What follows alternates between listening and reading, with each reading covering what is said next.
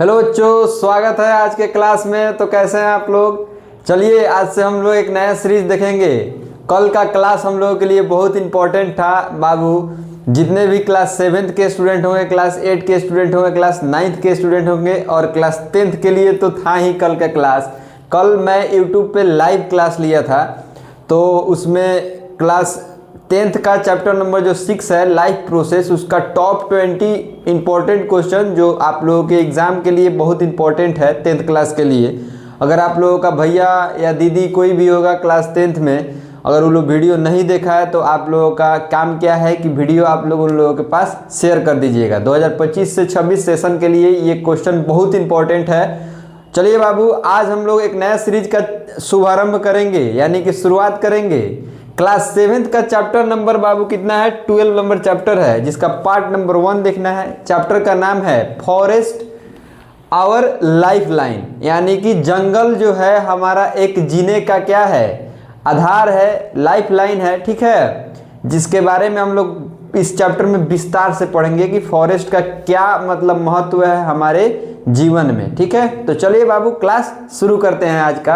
अगर कोई भी डाउट परेशानी होगा पिछले क्लास में भी तो आप लोग क्या करिएगा, पूछ लीजिएगा, ठीक है। 7th क्लास का बहुत सारा चैप्टर आप लोगों को पढ़ाया गया है। चलिए इस चैप्टर का इंट्रोडक्शन में क्या बोलता है तो ध्यान दीजिएगा।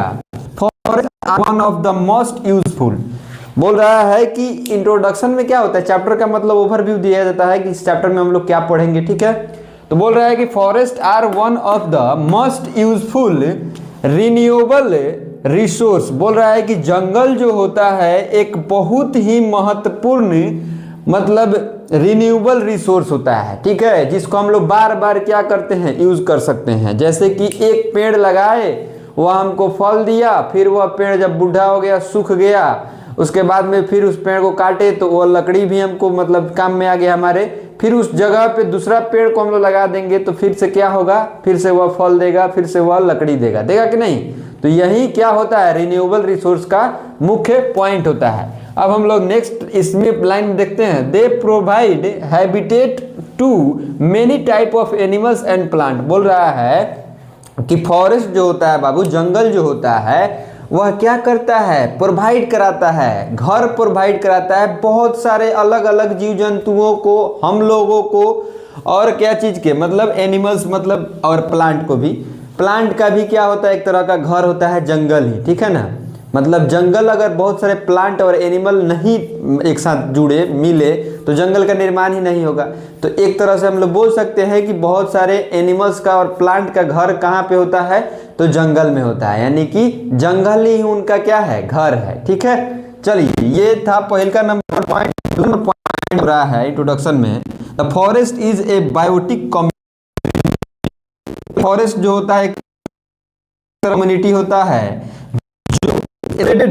over a large area of land of trees, herbs, shrubs, climbers and wild animals। बोल रहा है कि जो फॉरेस्ट होता है, जो जंगल होता है, एक तरह का क्या है, बायोटिक कम्युनिटी है जो बहुत लार्ज एरिया में क्या हुआ रहता है, तो फैला हुआ रहता है, जिसमें बहुत सारे बड़े बड़े पेड़ पौधा, छोटे पेड़ पौधा, बहुत छोटे पेड़ पौधा, लतरने वाले पेड़ पौधे और उसके साथ साथ बहुत सारे वाइल्ड एनिमल्स भी उसमें रहते हैं, यानी कि उनका वह एक तरह का घर होता है, ठीक है। ये चीज़ हम लोग देख लिए इंट्रोडक्शन में। आप लोग याद रखिएगा पूरा चैप्टर मतलब ये दोनों पॉइंट में क्या था, ठीक है ना।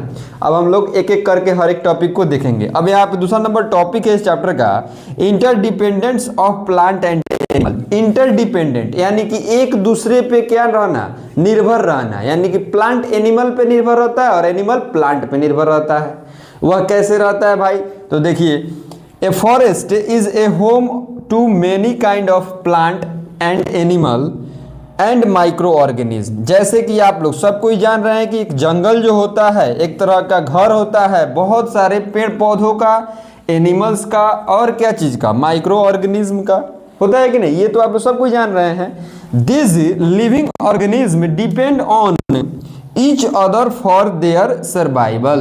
बोल रहा है तो आप लोग जब ये जानते हैं कि फॉरेस्ट जो होता है उसमें बहुत सारे जानवरों का, बहुत सारे प्लांटों का, बहुत सारे माइक्रो ऑर्गेनिज्म का जब एक तरह से घर है वो, तो ये भी आप समझिए कि जितने भी लिविंग ऑर्गेनिज्म पाए जाते हैं धरती पे, सब एक दूसरे पे क्या होते हैं, इंटरडिपेंडेंट रहते हैं अपने सर्वाइवल के लिए।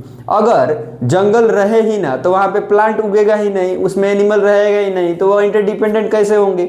जब एनिमल प्लांट रहेगा ही नहीं तो हम लोगों का भी जीवन असंभव है धरती पे, है कि नहीं।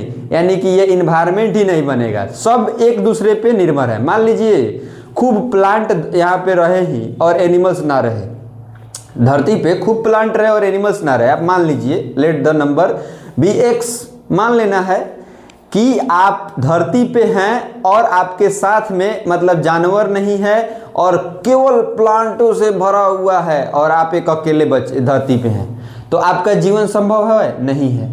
क्यों नहीं है?